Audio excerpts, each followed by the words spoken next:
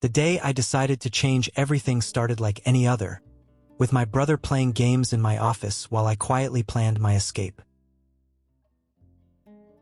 My name is Lena Turner, and I'm a 33-year-old software engineer who decided to take control of my life after years of feeling like I was being used by my own family.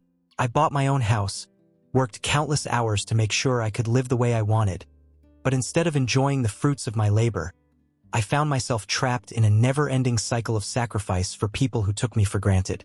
This is the story of how I finally reached my breaking point and decided to make a bold move that changed everything. Stick around till the end to find out how I turned my life around and reclaimed my peace. And hey, if you enjoy the story, please hit that subscribe button. It would mean the world to me and keep me motivated to share more stories like this with you. It was just another Wednesday, or so I thought. I had been prepping lunch for the past hour, meticulously slicing veggies and seasoning the chicken, when I heard the all-too-familiar sound of my brother, Alex, rummaging through the fridge like it was his. The kitchen was my sanctuary, my place to breathe, and yet, here he was, as usual, making himself at home in it. "You know, you always buy the wrong kind of mayo," Alex remarked, his mouth half full with the sandwich he had made from my meal prep. He was still in his pajamas, scrolling mindlessly on his phone. Typical. I just stared at him, holding back the frustration that was bubbling inside. At 30 years old, I should have been living my best life, climbing the career ladder, moving up in the world, but instead, I was stuck, taking care of an overgrown child. A child who wasn't even my own, but my little brother, who had never quite figured out how to stand on his own feet. I'm Lena Turner, and at 33, I had bought this house with my own money. My salary from my day job as a software engineer and the extra cash from consulting on weekends had finally paid off. This place, this home, was mine, well, mostly. Sure, my dad moved in after his retirement savings dried up, and Alex, who still hasn't figured out what adulting is, moved in for just a few weeks. That was 2 years ago.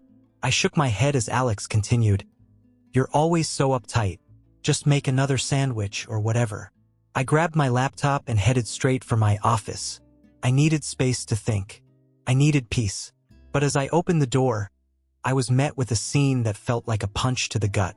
There, sprawled across my office floor, was some guy I didn't even recognize, sleeping on an air mattress in the middle of what used to be my work sanctuary.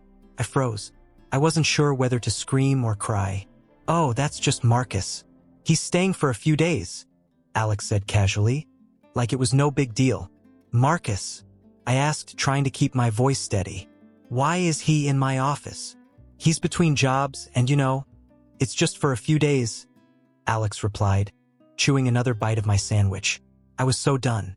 For the past year, I had swallowed every slight, every insult, and every small infringement on my space and time. But this was the last straw. I could feel my patience unraveling like a thread on a fraying sweater, the tension building up quietly in the background of my life. It was a slow burn, a series of small moments that didn't seem significant enough to push me over the edge. But they added up. They built into something more, something deeper, and now I was standing on the edge, ready to snap. I had worked too hard for this, my home, my space. I had sacrificed so much, given so much of myself to this house, to this family. I had poured every ounce of my energy into creating a place that was mine, that I could call home, and yet every day, it felt like someone else was taking a piece of it away from me.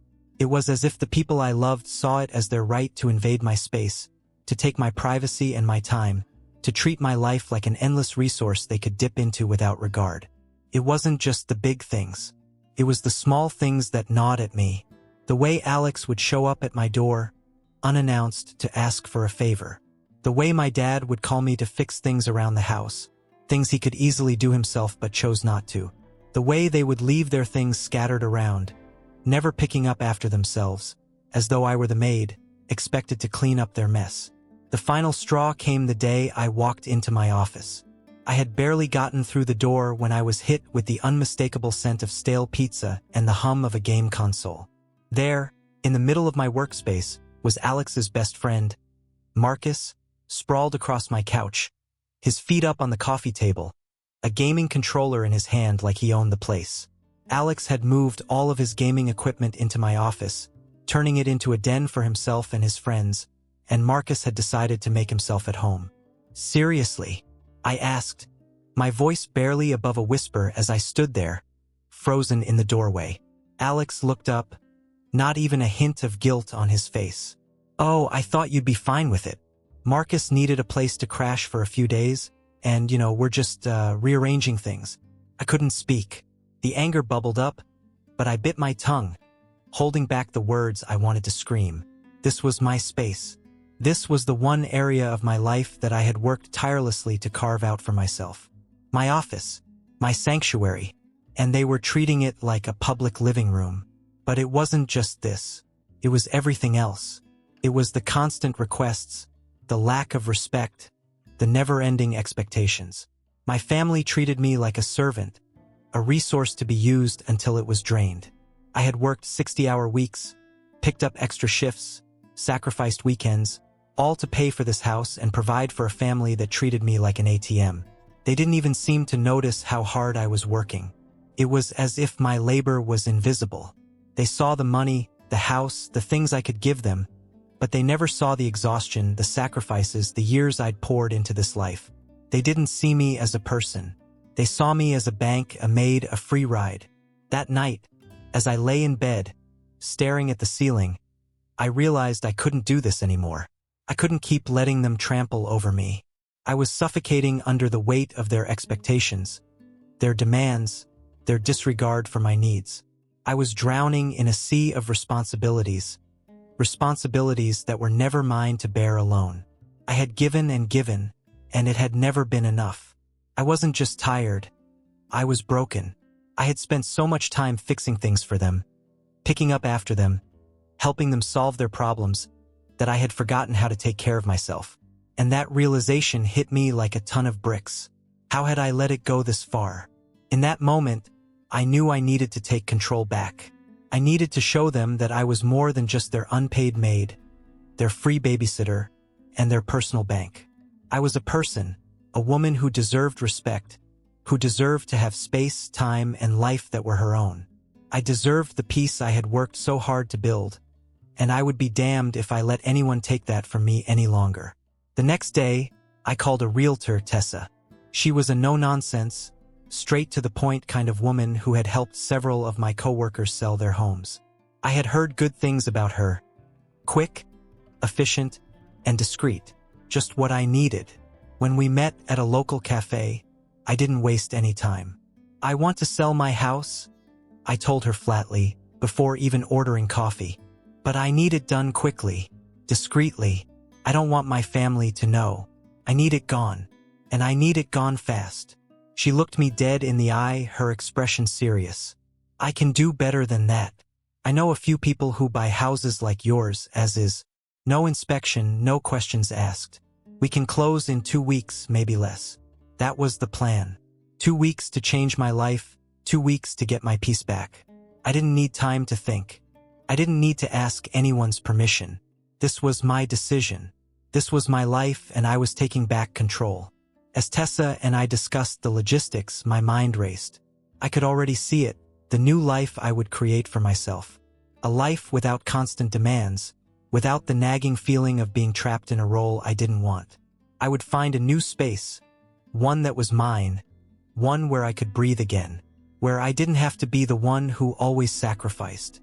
I made the decision right there in that cafe as we sipped our coffees. I was ready to move on. This house, my house, would no longer be a symbol of my burden. It would become the thing that freed me. Knock knock. Now you're about to watch the best part of the story. But before that, make sure to subscribe to my channel so we can keep going together. For the next 2 weeks, I played the role. I smiled when they asked me to pick up groceries, as if I had no better things to do. I pretended not to notice when Alex turned my office into his personal gaming den. The walls plastered with neon beer signs and posters of video game characters. They thought I was a pushover, that I was just some doormat they could walk all over without any resistance. They thought I'd roll over and let them take everything from me, like they always had. But what they didn't know was that I was about to make their lives a whole lot harder. I kept my distance, watching them slowly dig their own holes, oblivious to the storm that was brewing right under their noses. Every time they asked for something, I did it. I never refused.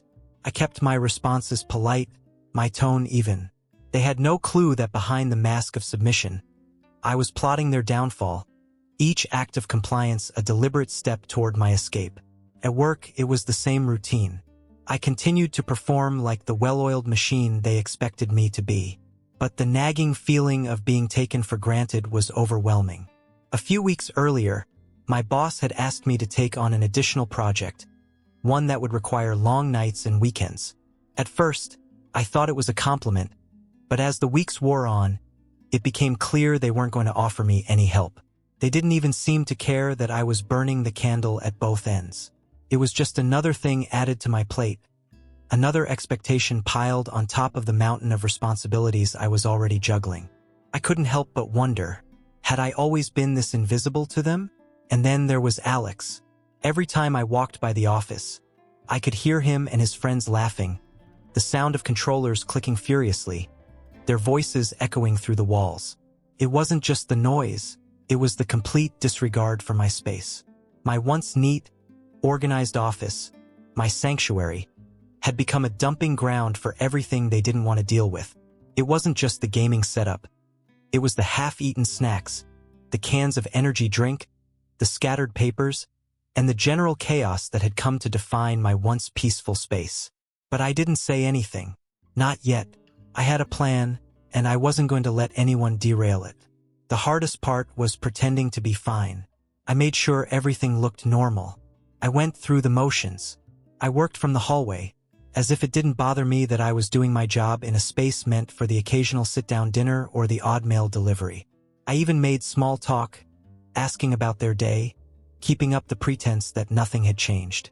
But inside, I was counting down the days. It was like a timer ticking away, each second getting me closer to the moment when I would finally take back control. In the meantime, I got the paperwork in place. I signed everything, all while making sure to keep my emotions in check. The process was simple. I needed it fast, and Tessa had made it clear that there would be no questions asked. She had connections who specialized in buying properties quickly, and I needed that kind of discretion. They wouldn't know a thing until it was too late. By the time they figured out what was happening, it would be too late to stop it. The new owners would arrive and they would be forced to leave. There was no going back. But before any of that could happen, I had to make sure that I left them with a message, something they wouldn't soon forget. That was the part that required the most careful planning. Thursday evening came and the deal was set. I'd left everything in place, meticulously timed, perfectly executed. I knew exactly what I had to do. I took a deep breath as I walked through the house, one last time. There was something oddly satisfying about the quiet of the house now.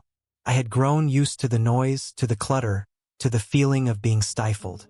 But tonight it was peaceful, almost surreal in a way. I was finally taking back what was mine. The kitchen, which had been the site of countless arguments and frustration, was now just another place to mark off my list of things to leave behind. I carefully placed the letter on the kitchen counter, underneath my dad's old glasses. I'd spent hours writing it, but when I finally penned it, I knew it was perfect. Simple, direct, no need for drama. It was blunt, to the point. By 2 p.m. tomorrow, you will be out of this house. There is no going back. The new owners are coming. This is the end. Felt like an act of liberation, a declaration of my independence. It wasn't just a letter. It was my message to them. They had never understood me, never really seen me for who I was. They thought I was just the person who picked up the pieces, who cleaned up after them, who made everything work without ever asking for anything in return. But now I was telling them loud and clear that I was done. I was taking control, and they would no longer be able to use me. The house felt different as I walked through it. The air was thick with the weight of what was about to happen. I couldn't help but smile. The office, my office, the place where they had hung their ridiculous gaming posters and spilled their chips, was finally going to be someone else's problem. The mess, the chaos, the utter disrespect. Someone else would have to deal with it. They wouldn't have the luxury of taking advantage of me any longer. I thought about the years I had spent trying to make it all work, trying to keep the peace, trying to be the responsible one. But now it was time to let go. It was time for me to move on, to take control of my life and build a future that was mine and mine alone. Friday finally arrived, and the house was filled with the kind of activity that had become all too familiar over the past few weeks. Boxes were scattered around, things were being packed, and the occasional sound of furniture being shifted could be heard in the distance. But for me, the physical clutter in this house was nothing compared to the emotional weight I had been carrying for so long. I had already packed everything that truly mattered to me. Photographs of my mother, the few items that held any sentimental value, and clothes that fit my new life. I wasn't taking any of the broken furniture or the games that never belonged to me in the first place. I didn't need any reminders of what had been. As the new owners arrived, I watched them in silence, standing by the window as they stepped inside. They had no idea what this house had been through. I didn't even flinch. Alex and my dad were sitting on the couch, as usual, like they had no care in the world, while Marcus was still sprawled out on the air mattress in the living room. It was like they didn't even realize that everything was changing. Their world was still spinning the same way. The sound of the front door opening was the moment that finally broke through their haze. The police walked through, and with them, the new owners, ready to take possession of the house I had fought so hard to afford. I had done everything to make this house mine. Yet, here I was, standing on the outside, watching it slip away. Alex looked up from his phone, a slight frown furrowing his brows. But it was as though the reality didn't fully hit him. He glanced back at the TV, clearly trying to pretend nothing had changed. My dad was busy flipping through his usual channels, so entrenched in his own bubble that he barely noticed when the new owners started to walk through the living room, surveying their new space. I took one last look around the house, the place that had been my prison for so long, before stepping outside to my car. I locked the door behind me. I didn't look back. My heart was steady. I had finally walked away from the chaos. I wasn't running anymore. This was liberation. It wasn't just the house that I was leaving behind. It was everything else. The suffocating control, the weight of their endless demands, and the way they treated me as nothing more than an extension of their convenience. The sacrifices that had drained me for years. For the first time in so long, I could finally breathe. I drove away, the road stretching ahead of me, the sun hanging low in the sky. I didn't know where the next turn would take me, but I knew it was better than staying where I was. Weeks passed after I had settled into my new life. Every day felt like a small victory. It was everything I had ever wanted. Peace, independence, the freedom to make choices for myself. I had secured a job with a company that respected my work and, most importantly, my time. I made friends who appreciated me for who I was, not what I could do for them. My apartment, although small, was all mine, a sanctuary that I had built with my own hands. But no matter how hard I tried to move on, the drama from my old life followed me. It went viral. Social media became the battleground where my family posted about me, calling me a traitor. They painted me as the villain, accusing me of betraying them, of throwing away everything we had been through. I could only laugh. They didn't know the half of it. They thought they could break me. They thought that by isolating me, by using me for every last bit of what I had, they could leave me weak and dependent on them. But they had underestimated me. They had underestimated my strength. Every post, every angry message only made me more resolute. I was finally free from their grip. In my new life, I had finally found what I had been searching for. I was more than just a caretaker, more than just a provider. I was Lena, and as I looked back on what I had left behind, I realized that some lessons can only be learned the hard way. It wasn't just about the house. It was about reclaiming my identity. And now I had a life that was truly mine. No more sacrificing my time, my energy, or my happiness for people who only took and never gave. I didn't need their approval. I didn't need their validation. I had learned to stand on my own 2 feet. But even as I stood there, finally living my truth, I knew the most important thing. I had walked away with more than just material possessions. I had walked away with my dignity, and that, I realized, was priceless. Days turned into weeks, and I continued to move forward. The ghosts of the past still haunted me sometimes, especially when the phone rang with an unknown number or when I saw something that reminded me of the old house. But it was okay. I was stronger now. I had learned to rebuild my life from the ashes of everything I had lost. And as time passed, I learned to embrace the fact that sometimes it takes a lot of pain and struggle to reach the point where you can truly start over. But when you do, it's worth it. It's worth it to be free, to be yourself, and to never let anyone take that away from you again. For me, freedom wasn't just about leaving the house. It was about leaving the weight of expectation behind and finally giving myself the space to breathe and grow. And that was something I would never, ever take for granted again. So, what do you think about the journey I've been through? Was it worth the sacrifice? Did I do the right thing? I'd love to hear your thoughts and reflections, so drop a comment below and let's talk about it. Your feedback means the world to me. Don't forget to hit that like button and subscribe if you want to hear more stories that challenge and inspire. Thank you for sticking with me until the end. I truly appreciate your time. See you in the next chapter.